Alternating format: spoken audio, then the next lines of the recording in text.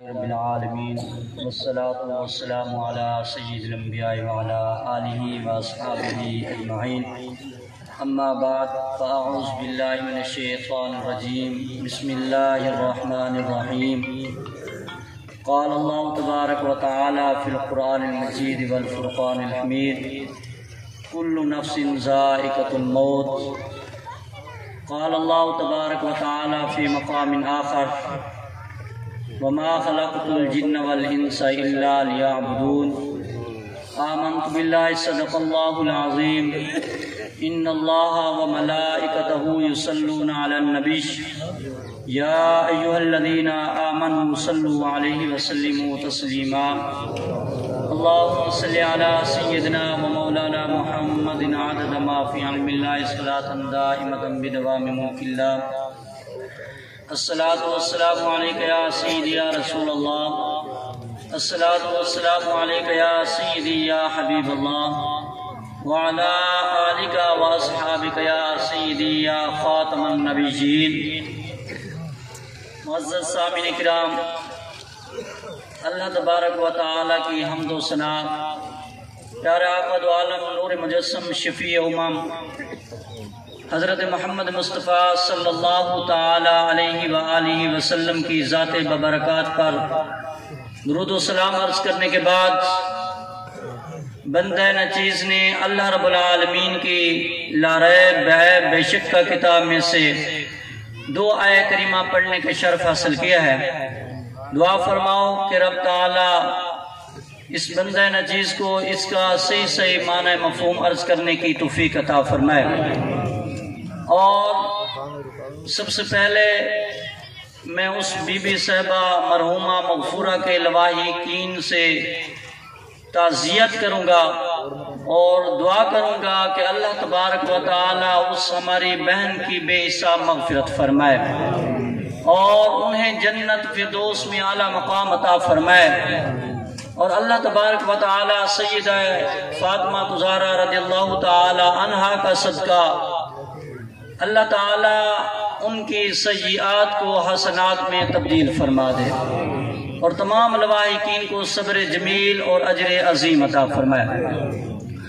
معزز سامعین کرام، اللہ تبارک و تعالی نے فرمایا کل نفس ذائقۃ الموت،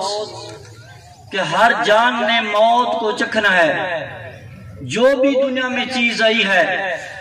اس نے بالآخر فنا ہو جانا ہے، اس نے ختم ہو جانا ہے، چاہے وہ انسان ہو، جن ہو یا کوئی اور جانور ہو یا اس کے علاوہ کوئی بھی چیز ہو، تو اس نے ایک نہ ایک دن جو ہے فنا ہو جانا ہے۔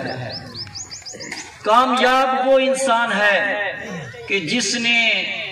دنیا میں آ کر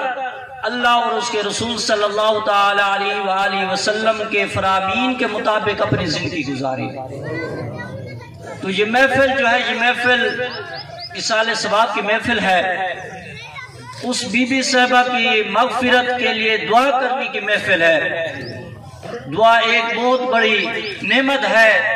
میرے اور تمہارے آقا صلی اللہ تعالی علیہ وسلم ارشاد فرماتے ہیں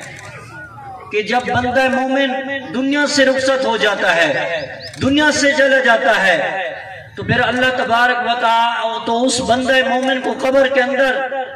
اس طرح جو ہے اپنے عزیز و اقربا، اپنے والدین، اپنے دوست احباب، اپنے بہن بھائیوں کی دعا کی اس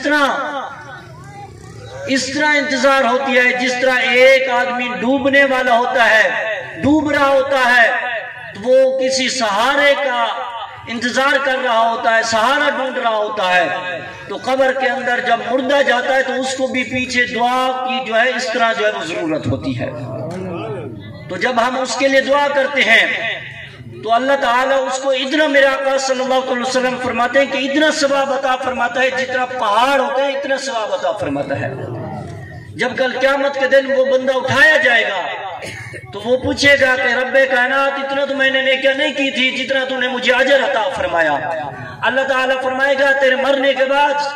تیرے گھر والوں نے، تیرے عزیز و اقربا نے تیرے لیے دعا کی تھی مغفرت کے لیے اور تیرے لیے اصال ثواب صدقہ و خیرات کرتے تھے، تو اسی کا اجر و ثواب اللہ تعالیٰ فرمائے گا یہ میں نے تجھے عطا فرمایا ہے۔ تو معزز سامعین کرام، اسی طرح میرے کریم آقا صلی اللہ علیہ وسلم کے پاس ایک آدمی آ جاتا ہے، ایک صحابی رسول آ جاتا ہے، آ کر عرض کرتا ہے یا رسول اللہ صلی اللہ علیہ وسلم، میری والدہ فوت ہو گئی ہے،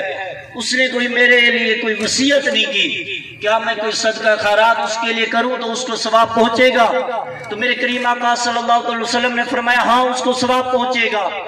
تو اس نے اس وقت پانی کی ضرورت تھی، تو انہوں نے صحابی رسول نے ایک کنواں کھدوایا اور اس کو جو ہے اپنی ماں کے نام پر وقف کر دیا، لوگوں کے نام وقف کر دیا، اور فرمایا یہ اس کا ثواب جو ہے میری ماں کو پہنچتا رہے۔ تو اس کنویں کا نام بھی ام سعد جو ہے پڑ گیا کہ سعد کی ماں والا کنواں۔ اب اس سے ایک بات کا تو اس طرح پتہ چلا کہ کسی چیز کی طرف نسبت کرنا یہ شرک نہیں بلکہ صحابہ کرام کی سنت ہے۔ اور دوسرا یہ بھی پتہ چلا کہ ہمارے آقا صلی اللہ علیہ وسلم نے ہمیں بتلا دیا کہ مرنے والے کے بعد اگر تم صدقہ خیرات کرو گے تو وہ تمہارا صدقہ خیرات ضائع نہیں ہوگا بلکہ اس کو ثواب جو ہے ضرور پہنچے گا۔ اور میرے آقا صلی اللہ علیہ وسلم نے یہ بھی فرمایا مرنے کے بعد آدمی کے اعمال ختم ہو جاتے ہیں، منقطع ہو جاتے ہیں۔ دنیا میں تھا تو وہ عمل کرتا تھا، لیکن جب چلا گیا اس کے اعمال منقطع ہو گئے۔ 3 اعمال ایسے ہیں کہ مرنے کے بعد بھی اس کو ثواب جو ہے اس کا ملتا رہتا ہے۔ ایک ان میں سے فرمایا کہ صدقہ جاریہ، جس طرح کوئی آدمی مسجد بنا کے چلا جائے، دنیا سے تو وہ رخصت ہو گیا، اس نے مسجد بنا دی، اب مسجد قیامت تک قائم رہے گی، اس کے اندر نماز پڑھتے رہیں گے لوگ اور وہ آباد رہے گی۔ تو قبر میں جانے والا، مسجد بنانے والا تو قبر میں چلا گیا ہے، لیکن جس طرح نمازی نماز پڑھ رہے ہیں، جس طرح ان کو ثواب مل رہا ہے، اسی طرح مسجد بنانے والے کو بھی ثواب جو ہے قیامت تک ملتا رہے گا۔ اور دوسرا اسی طرح کوئی آدمی مدرسہ بنا کے چلا جاتا ہے، اس کا ثواب بھی بچے پڑھتے رہیں گے اور اس کا ثواب بھی اس کو ملتا رہے گا۔ دوسرا میرے آقا صلی اللہ علیہ وسلم نے فرمایا کہ علم نافع، کہ کوئی آدمی اپنا کسی کو پڑھا کے چلا جاتا ہے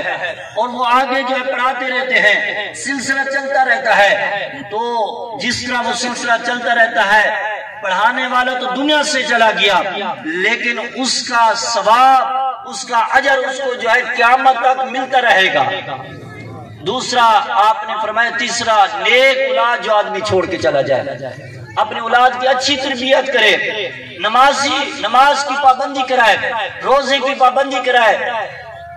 زکوٰۃ کی پابندی کرائے، عشر کی پابندی کرائے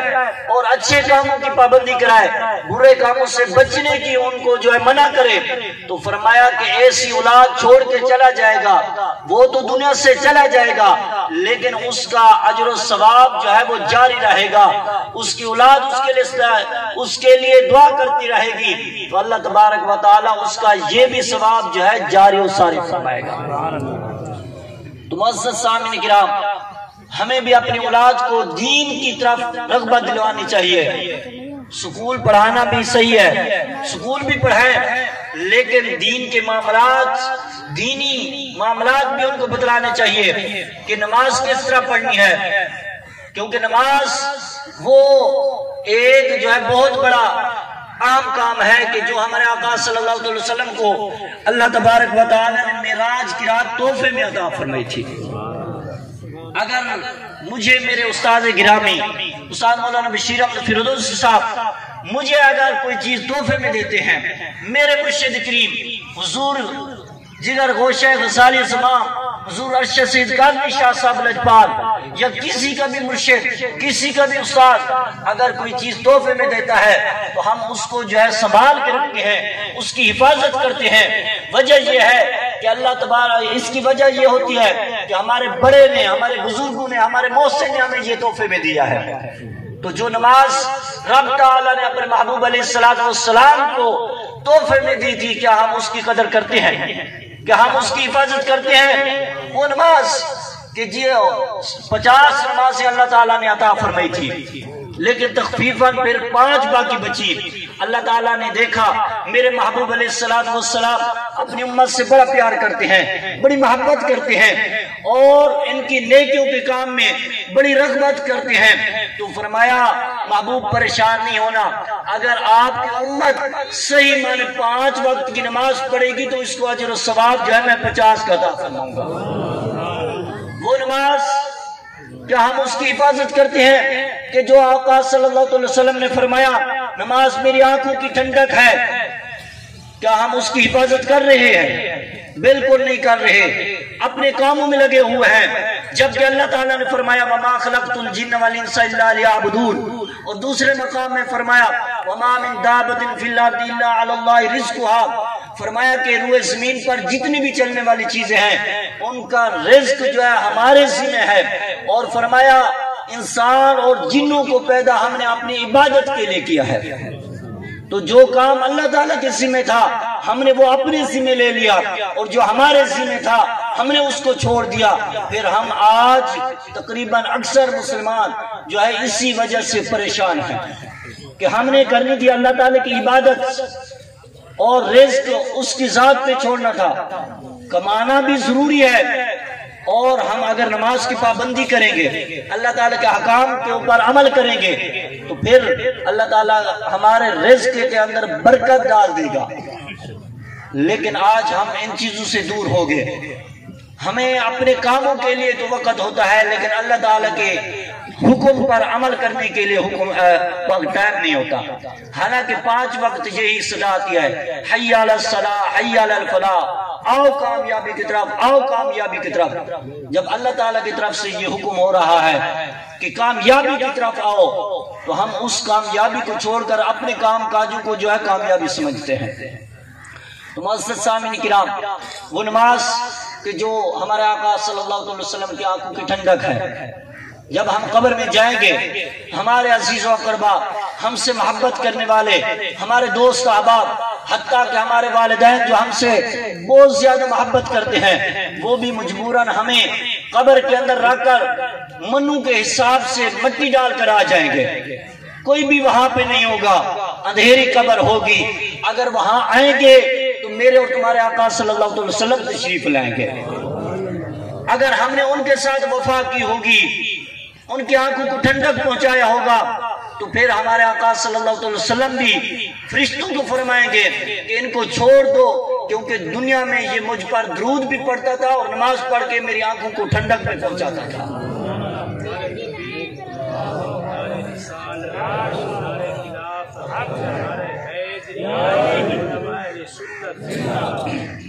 معزز سامعین کرام،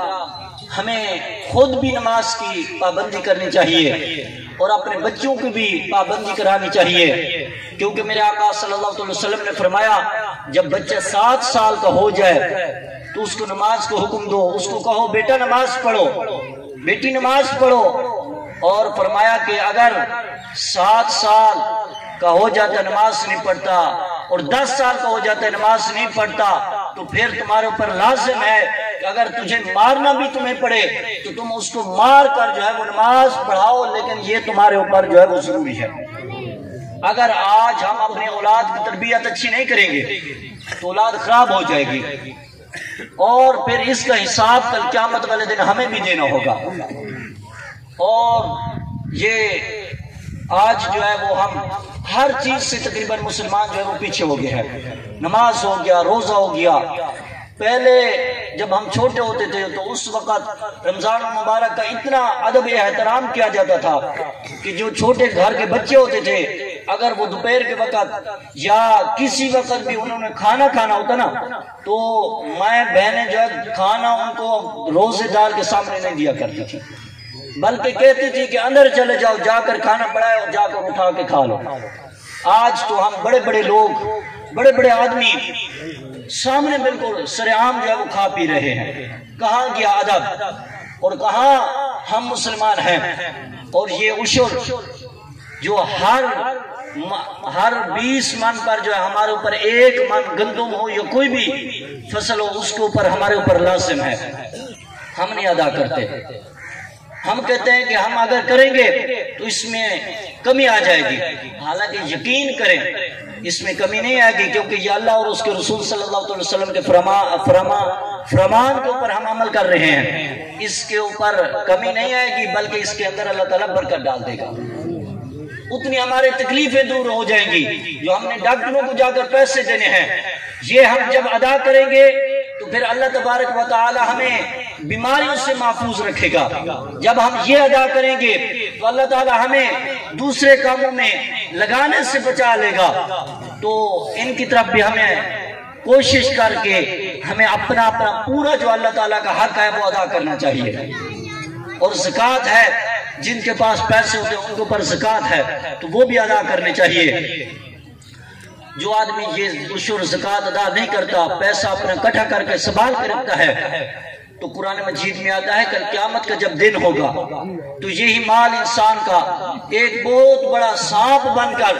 اس کی گردن کے اندر لپٹ جائے گا۔ انسان اس سے دور بھاگنے کی کوشش کرے گا تو وہ کہے گا دنیا کے اندر تو مجھ سے محبت کرتا تھا، میری بڑی حفاظت کرتا تھا، مجھے جو ہے وہ چھپا کر رکھتا تھا، آج تو مجھ سے دور بھاگتا ہے۔ تو وہ کہے گا میں دنیا میں کیسے تم سے محبت کرتا تھا؟ تو وہ کہے گا کہ اس طرح محبت کرتا تھا کہ یہ عشر زکوٰۃ تو تیرے اوپر فرض تھا،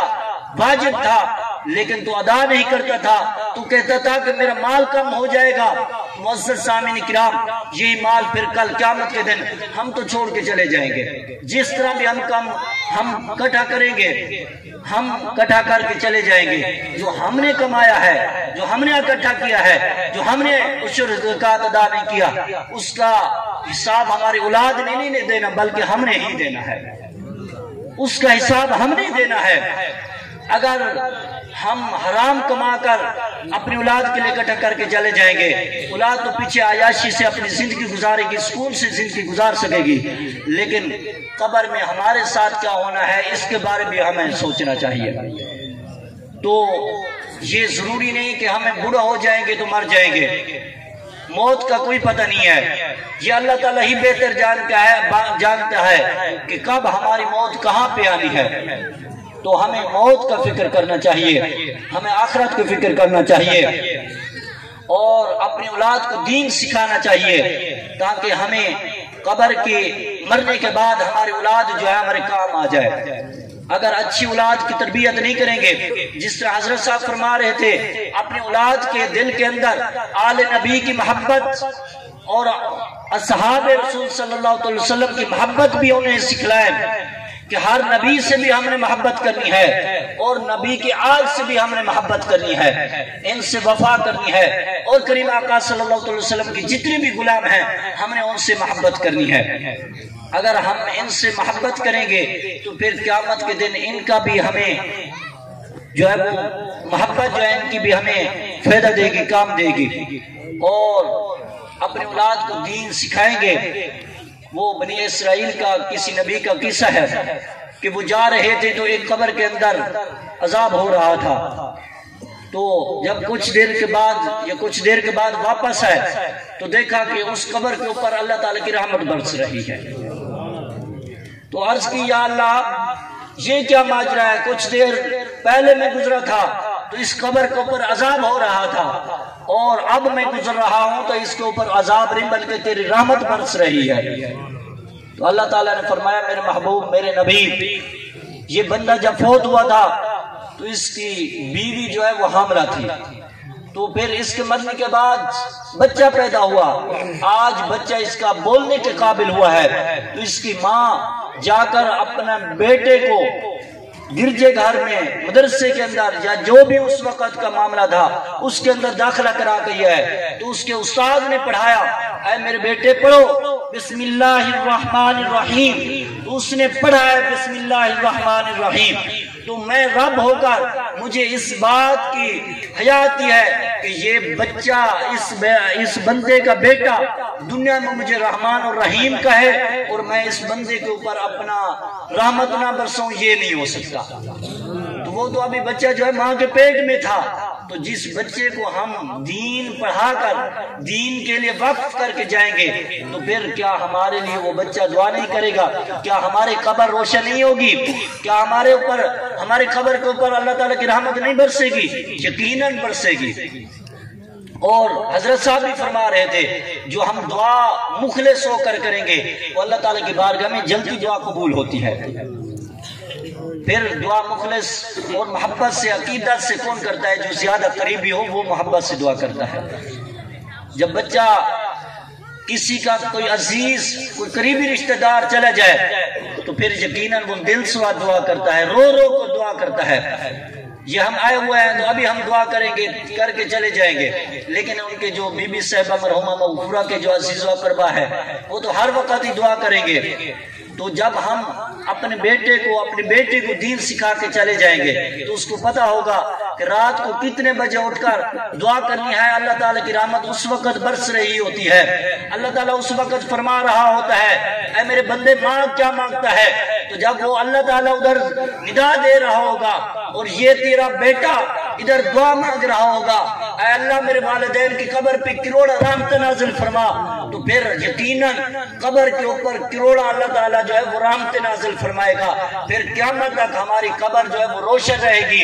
اور ہماری قبر جو ہے وہ ٹھنڈی رہے گی۔ تو اللہ تبارک و تعالی ہمیں صحیح مانے تمام مسلمانوں کو دین متین کے مطابق اپنی زندگی گزارنے کی توفیق عطا فرمائے، اور اللہ تعالی ہمیں اپنی اولاد کو بھی دین متین سکھانے کی توفیق عطا فرمائے، اور جتنے بھی علماء اہل سنت مدارس اہل سنت قائم ہیں اللہ تعالی سب کو مزید برکات اور ترقیاں عطا فرمائے، اور ان کی غیب سے اللہ تبارک و تعالی مدد فرمائے۔ مدارس کے ساتھ تعاون کیا کریں، کیونکہ اگر یہ مدارس کے ساتھ آپ تعاون کریں گے، آپ اگر تھوڑا بھی تعاون کریں گے تو بچہ جو بھی کھائے گا یا مدرسے کے اوپر جو بھی لگے گا، مسجد کے اوپر جو بھی لگے گا، تو وہ آپ تو دنیا سے چلے جائیں گے۔ میں نے پہلے بھی آپ کو آقا صلی اللہ علیہ وسلم کا فرمان سنا دیا ہے، ہم تو چلے جائیں گے لیکن کیا ہوگا کہ ہمارا ثواب ہمارے لیے اجر جو ہے قیامت تک لکھا جائے گا۔ تو اللہ تعالی ہماری حاضری اپنی بارگاہ عالیہ میں قبول فرمائے۔ وآخر دعوانا الحمدللہ رب العالمین۔